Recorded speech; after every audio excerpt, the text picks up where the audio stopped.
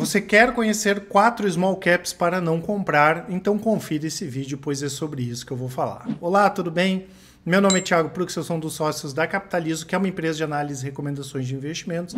E como é tradicional às segundas, vamos fazer mais um vídeo de small caps, mais um vídeo da nossa série Ações para não comprar. Eu lembro, né, pessoal, que a maioria dos vídeos que nós fizemos aqui é de acordo aí com os pedidos de vocês, então não esqueçam de deixar aqui nos comentários aquelas ações que vocês queiram que nós comentemos na semana que vem, preferencialmente aqui embaixo, as small caps. E eu gosto sempre, né, pessoal, de trazer alguns adendos aqui.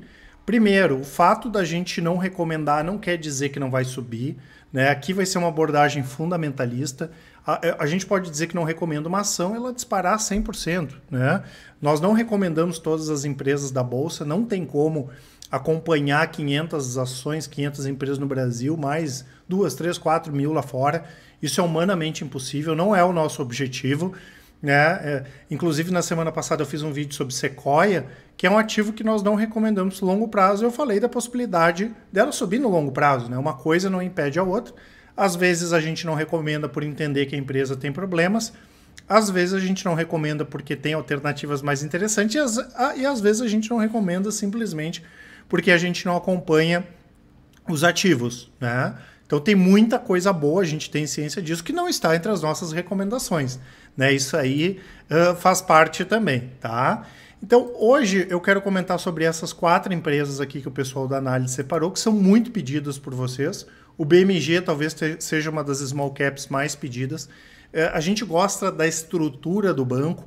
É um banco muito tradicional, ele foi fundado lá na década de 30 e nos últimos anos ele vem diversificando bem a receita. Tem a questão do crédito na conta, que é crédito pessoal, emergencial, débito em conta. Tem a parte que é exclusiva para aposentados, pensionistas do INSS, que é um mercado fantástico, né? A gente gosta, tem recomendações, inclusive nas nossas carteiras, de bancos que trabalham com essa parte aí do consignado. Tem a parte do BMG Invest, que é a plataforma de investimentos. Tem a compra que foi feita da Granito, que é da parte de meio de pagamento. Tem cashback, parceria com a Wiz para seguros. A Wiz é uma empresa que a gente gosta bastante. E recentemente mudou a política de dividendos para dividendos trimestrais.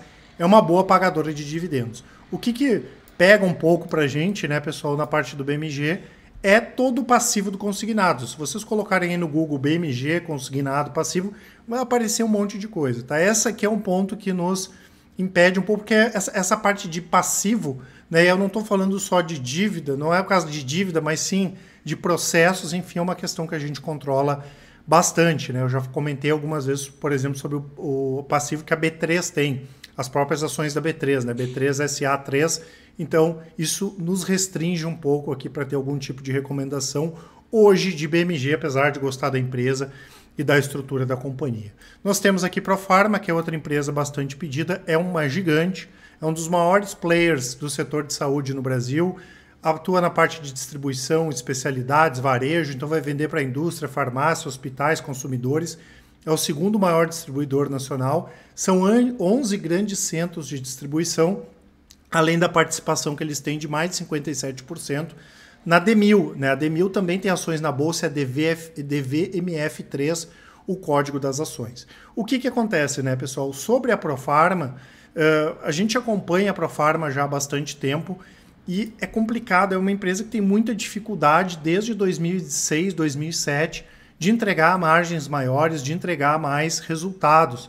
E além disso, a empresa não consegue gerar caixa de maneira consistente. A gente sabe que ela tem um potencial, mas minimamente a gente gostaria de vê-la entregar mais resultados para a gente falar que esse potencial tem chance de ser concretizado, porque tem empresas que têm potencial e aquele potencial não é concretizado, né? A gente já comentou algumas vezes sobre a Aeris, por exemplo, tem muito potencial. Esse potencial vai ser concretizado, a empresa vai ser muito lucrativa no futuro, né? Sempre essas questões aqui que a gente gosta de entender, e a Profarma precisa dar um sinal, por exemplo, né, para a gente ficar um pouco mais animado, né? E já faz bastante tempo que a empresa não consegue entregar resultados de maneira consistente. Sobre DMIL, eu também já fiz vídeo aqui no canal falando sobre ela. Muita gente nos pergunta por quê. Nós temos a Raia Drogasil, que é a principal rede de farmácias hoje na Bolsa e no Brasil. que é uma empresa que tem múltiplos mais elevados, mas nós temos a Panvel, a Dimed, que é muito forte no Rio Grande do Sul, e ela vai continuar crescendo no Rio Grande do Sul, Santa Catarina e Paraná, e Pague Menos, né, que além de ser forte no Nordeste, vem crescendo no Sudeste também, e recentemente comprou a rede da Ultra Pharma, né, que estava com a Ultrapar, e eles pagaram super bem, pagaram muito barato, né, pagaram quase o mesmo preço que seria para construir novas lojas, né, então a gente entendeu que foi um bom preço que eles pagaram, né, pela Ultra Pharma. E a Demil ela tem múltiplos mais baixos, tanto que Panvel quanto Pague Menos. Em relação à Raia, então, nem se fala. Mas o que acontece, né, pessoal? A gente gosta também de Demil, assim como gosta das outras, mas tem a Demil, para quem não conhece, né, marcas como Tamoio, Farmalife, Rosário, né, Drogas Mil. Hoje tem mais de 220 lojas, tá? Só que o que acontece? Como a Profarma tem essa participação na Demil, né, o principal cliente... Minha letrinha aqui é fogo, né? O principal cliente da Profarma é a Demil. Imagina se eu sou dono de uma rede de farmácia. Como é que eu vou conseguir negociar com o meu distribuidor se o meu distribuidor é meu dono, vamos dizer assim, se ele é meu principal sócio? No nosso entendimento, eu não estou dizendo aqui que é uma situação que automaticamente tem conflito de interesse. Mas é muito complicado, tá, pessoal? Na nossa avaliação é muito complexo esse casamento aqui entre as duas empresas. Então, isso aqui faz com que a gente também não tenha recomendação aí em Demil, tá? No caso de Profarma, a gente tem outras empresas na Bolsa que também trabalham com a questão de distribuição, até com fabricação de medicamentos. Nós temos, por exemplo, Hypera Pharma, né, que fez uma reestruturação gigante na linha de produtos. É uma empresa que a gente acha mais interessante, não fazendo exatamente a mesma coisa que a Profarma, e também é uma boa pagadora de dividendos. Tá? Antes de comentar aqui de Ambipar, pessoal, quero só lembrar a todos que eu vou deixar aqui na descrição para vocês o e-book, para quem não baixou, com o relatório grátis de uma small cap barata e com forte potencial atualizado.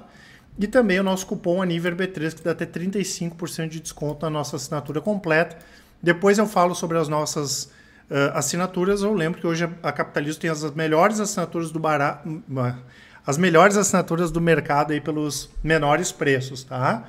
Ambipar, pessoal, é um ativo muito pedido por vocês, tá? Eu gosto muito de traçar um paralelo da Ambipar com a Sinqia, né? A Sinqia recentemente foi adquirida, infelizmente vai sair da bolsa, e ela fez dezenas de aquisições nos últimos anos. E todas as vezes nos perguntavam, né? Tá, mas qual é o principal risco da Sinqia? Como estão indo as integrações? E isso a gente só consegue ver ao decorrer do tempo, né? A Sinqia fez 20 e poucas aquisições. A Ambipar, pessoal, desde o IPO, fez 42 aquisições, né? A gente pode praticamente afirmar que nem a própria empresa tem ideia de como estão todas essas aquisições. É muita aquisição. E isso só o tempo vai dizer como foi. Ninguém vai nos convencer que 42 aquisições foram bem feitas, né? Quantas foram bem feitas? 42? Não. 40? 30? 20? 5? Não tem como saber, né? Isso só com o tempo, tá? Nem a própria empresa sabe exatamente, na nossa avaliação, de uma maneira bem aprofundada a respeito disso. Foi uma estratégia que a empresa, né, tomou. A nossa estratégia é crescer receita, né? Então não tinha como falar em dividendos, em lucro, grandes lucros, pagamento de dividendos, depois de fazer 42 aquisições, mesmo que algumas tenham sido menores. A gente gosta do modelo de negócio da empresa, a questão de resíduos perigosos, orgânicos, industriais, tem muita coisa nessa parte. Quando a gente fala também de ESG, que combina aqui com a Ambipar, a questão da participação da empresa fora do Brasil, mas não dá, tá, pessoal? Hoje, quando a gente olha as nossas carteiras de longo prazo, a gente praticamente inviabilizaria colocar uma empresa que fez 42 aquisições. Hoje não. Tá? Quem sabe daqui a 1 ano e meio, 2, a gente possa olhar com mais carinho, até para entender, né, como foram todas essas aquisições. A gente tem alguns casos, né, de empresas que fizeram uma aquisição e já se embaralharam. Imagina com 42 aquisições, né? Então o ponto de interrogação aqui, no caso da Ambipar, é muito grande. Ela pode ter muito sucesso com isso, como pode não ter sucesso e as ações continuarem seu movimento aí de baixa. Tá? Então a gente acha essa questão bem arriscada e prefere aguardar, mesmo entendendo e gostando da empresa, né, gostando do modelo de negócio da empresa. E temos aqui a Paranapanema, tá, pessoal? A Paranapanema é a principal empresa hoje produtora não integrada de cobre. Aqui a gente fala do cobre refinado, vergalhão, né? Ela tem quase 95% do volume do cobre produzido aqui no Brasil. A gente acompanha a Paranapanema de perto porque a gente gosta da Tronox, né, a antiga Cristal Pigmentos, e a Paranapanema fornece ácido sulfúrico para a Tronox. Inclusive a Tronox, o ano passado, se ferrou, né, porque a Paranapanema não conseguiu fazer as entregas todas e a Tronox teve que ir no mercado comprar ácido sulfúrico por causa da questão lá do dióxido de titânio, e o custo de produção da Tronox explodiu, né? Lembrando que a Paranapanema está em recuperação judicial. Nós aqui, pessoal, quando nós temos as estratégias das carteiras de longo prazo, a gente gosta de pensar de forma global, gosta de pensar em ativos que têm receita em dólar e tem custo em real, gosta de pensar em ativos de recuperação, de crescimento, bons pagadores de dividendo. Nós não temos muitas regras, né, para não avaliar uma empresa ou para não analisar uma empresa ou uma ação. Mas nós temos uma aqui que para a gente é a principal, vamos dizer assim, que é não mexer para o longo prazo com ativos em recuperação judicial, como é o caso da Paranapanema. Por quê, pessoal? Porque fica tudo engessado, fica tudo muito complexo, é tudo muito complicado. A gente viu, por exemplo, o que aconteceu com a Oi. Muita gente apostava que a Oi poderia sair bem da recuperação judicial, ela saiu da recuperação judicial e já entrou de novo em recuperação judicial, né? Então, o que acontece? Uma empresa, quando ela entra em recuperação judicial, é que a situação dela está muito complexa, né? Então, no nosso entendimento, uma empresa que está com uma situação ruim, a tendência é continuar numa situação ruim. Não é fácil sair de uma situação assim. A gente já comentou da Taurus, já comentou de Banco Pan aqui.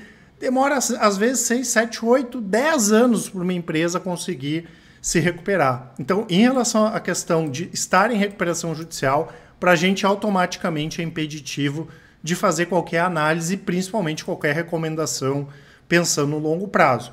É uma empresa que tem 1,3 bi, se não me falha a memória, de receita nos últimos 12 meses, prejuízo em torno de 3 bilhões, é uma das empresas que mais teve prejuízo. Se a gente comparar a receita com o tamanho do prejuízo, é a empresa que teve mais prejuízo na B3 nos últimos 12 meses e tem um patrimônio líquido negativo de 3,6 bilhões de reais. Isso aqui é uma situação bastante complexa. Ninguém está dizendo que eles vão fechar as portas, e não precisa fechar as portas para a gente perder dinheiro, né? Tá aí a própria Paranapanema de prova. Esperamos que a empresa se recupere, né? Até porque, como a gente gosta da Tronox, a gente espera que essa questão do fornecimento de ácidos sulfúricos se normalize ainda esse ano, mas pensando no longo prazo, hoje não seria o momento da gente ter algum tipo de recomendação na Paranapanema. Eu vou deixar, como sempre, né, pessoal, as nossas assinaturas aqui na descrição, a parte de cursos, os resultados, os conteúdos, blog, enfim, e deem uma olhada sempre na parte dos resultados, né, pessoal? A gente faz tudo de forma transparente, independente. Eu quero ver lá a carteira de dividendos da Capitalizo. Vai ter um vídeo, vai ter o resultado sempre atualizado, né? Lembrando que a gente tem as carteiras montadas em conta real e a Capitalizo trabalha sempre de forma independente, transparente, com resultados comprovados. E além disso, pessoal, nós temos hoje o melhor atendimento do mercado. Se vocês querem testar o nosso atendimento, querem ver na prática como a gente pode ajudar vocês, mandem um e-mail para o contato@capitalizo.com.br ou quem preferir pode nos chamar no WhatsApp agora mesmo, mandar um áudio, uma mensagem, que com certeza o pessoal do atendimento vai auxiliar vocês. Um grande abraço e ótimos investimentos. Até mais!